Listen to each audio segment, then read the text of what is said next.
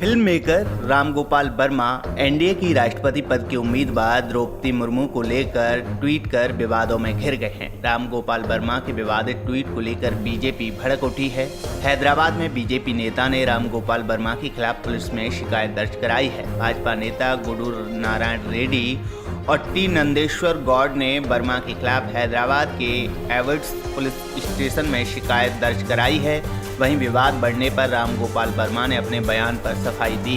दरअसल राम गोपाल वर्मा ने ट्वीट करते हुए कहा था, अगर द्रौपदी राष्ट्रपति हैं तो पांडव कौन है, और इससे भी महत्वपूर्ण बात ये कि कौरव कौन है। इस विवादास्पद ट्वीट के बाद हंगामा खड़ा हो गया। फिल्म मेकर के ट्वीट पर बीजेपी भड़क उठी। तेलंगाना बीजेपी नेता गुडूर नारायण रेड्डी ने राम गोपाल वर्मा पर SC/ST समुदाय का अपमान करने का आरोप लगाते हुए पुलिस में शिकायत दर्ज कराई है। न्यूज एजेंसी NI के मुताबिक रेड्डी ने कहा, हमें राम गोपाल वर्मा के एक ट्वीट के बारे में पता चला जिसमें उन्होंने कहा है कि अगर द्रौपदी राष्ट्रपति हैं तो पांडव कौन हैं, और इससे भी महत्वपूर्ण बात यह कि कौरव कौन है।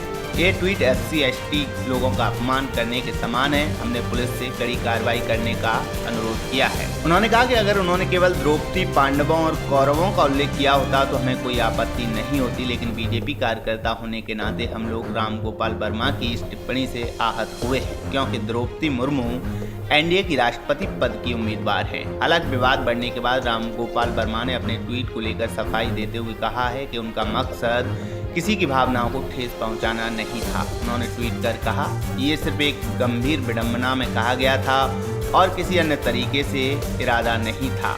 महाभारत में द्रौपदी मेरा पसंदीदा चरित्र है, लेकिन चूंकि नाम इतनी दुर्लभ है इसलिए मैंने इससे जुड़े पात्रों को याद किया। किसी की भावना को आहत करने का इरादा बिल्कुल नहीं है। बता दें कि एनडीए की राष्ट्रपति उम्मीदवार द्रौपदी मुर्मू ने शुक्रवार को अपना नामांकन दाखिल किया है। मुर्मू के नामांकन के दौरान प्रधानमंत्री नरेंद्र मोदी, गृह मंत्री अमित शाह, JP नड्डा, राजनाथ सिंह समेत एनडीए के तमाम नेता मौजूद रहे। मुर्मू भारत के इतिहास में पहली आदिवासी महिला राष्ट्रपति पद की उम्मीदवार हैं।